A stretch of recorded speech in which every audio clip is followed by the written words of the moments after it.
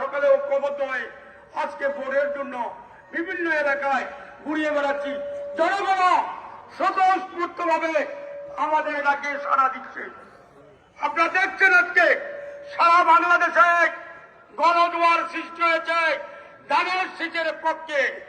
একটি দল তারেক রহমানের মিটিং, আমাদের মিটিং এর জনসভার জনস্রোত থেকে এই দেশে মালিককে আল্লাহ তো, কিন্তু জান্নাত জাহান্নাম তাদের হাতে, তারা নাকি আল্লাহ তাদেরকে দিয়ে দিছে, তাদের উপর নারাজ হবে।